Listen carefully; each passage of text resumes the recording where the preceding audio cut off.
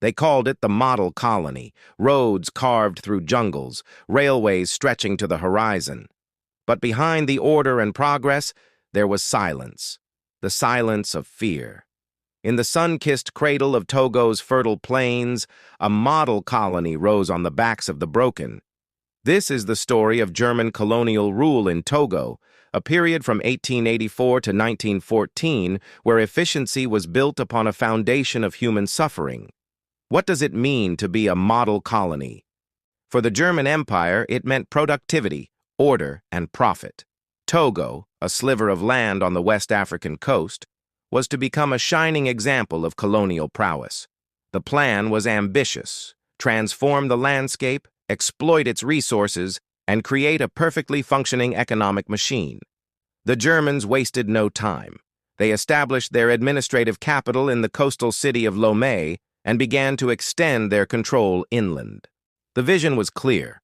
Roads would snake through dense forests, railways would connect the interior to the coast, and vast plantations of cotton and cocoa would yield valuable cash crops for export to Europe. On the surface, the statistics were impressive. Infrastructure projects moved at a remarkable pace. The Lomé-Anejo Railway, the Lomé-Palimé Line, and the Lomé-Atakpamé Line were constructed, forming a network designed to transport goods from the hinterlands to the port with maximum efficiency. Roads were built, connecting administrative centers and production zones. Plantations were established, and Togo began to produce the cotton and cocoa that the German textile and food industries craved. From an imperial perspective, Togo was a resounding success. It was organized, it was profitable, and it showcased German engineering and administrative skill. But this official narrative, the one told in Berlin and celebrated in colonial exhibitions, deliberately omitted the most crucial part of the story: the human cost. This so-called progress was not achieved through voluntary participation or fair wages. It was built with forced labor. The colonial administration imposed a brutal system of quotas and taxation, compelling Togolese men, women, and even children to work on its projects. Villagers were conscripted to lay railway tracks under the scorching sun, their hands calloused and bleeding. They were forced to clear dense jungle for roads, facing disease and exhaustion. On the plantations, they toiled from dawn till dusk, harvesting crops that would never benefit their own communities. Failure to meet the impossible quotas set by German overseers was met with severe punishment.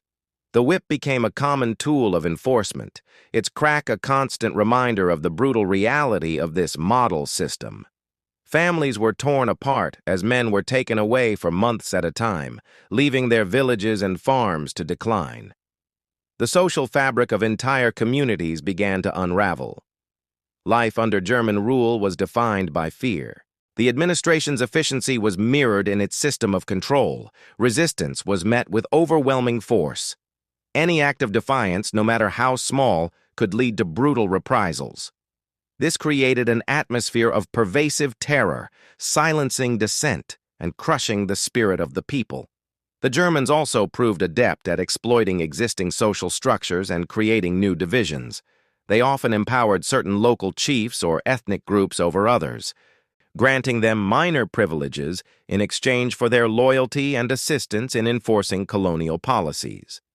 This divide-and-rule strategy was incredibly effective. It sowed seeds of distrust and animosity between communities that had previously coexisted, creating internal conflicts that diverted attention away from the colonial oppressor. The coastal peoples, who had earlier contact with Europeans, were sometimes placed in administrative roles over groups from the interior, leading to deep-seated resentment. This strategy ensured that any potential for a unified resistance was fractured from within.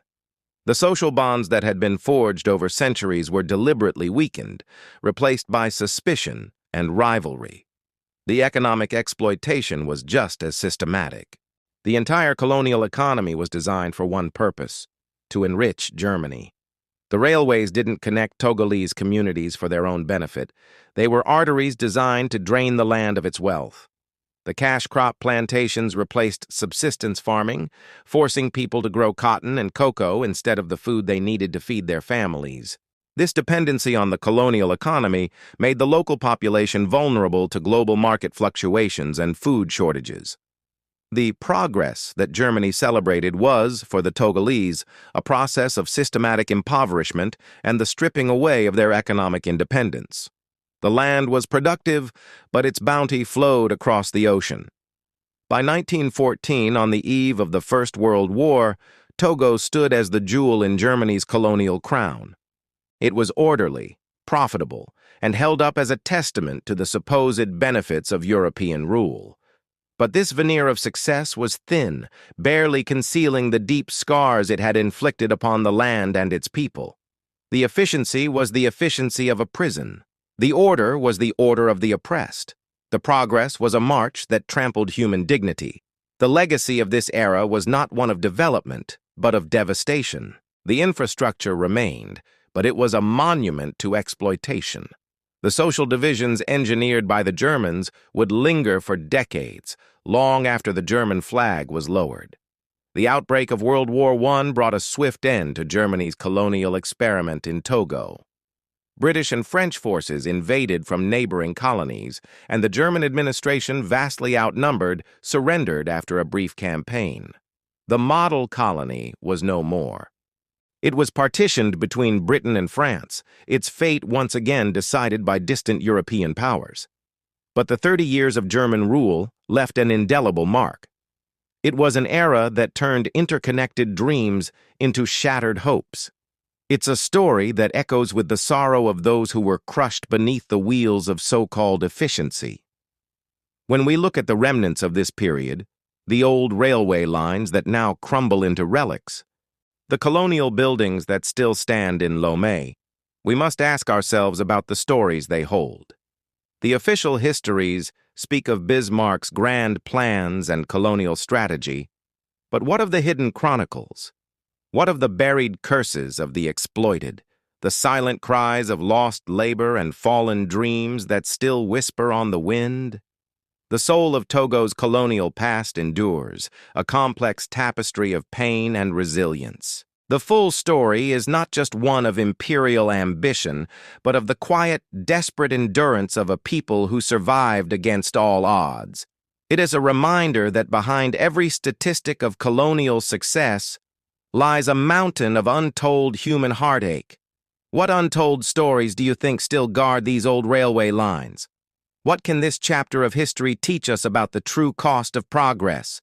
Share your reflections in the comments below. Thank you for watching.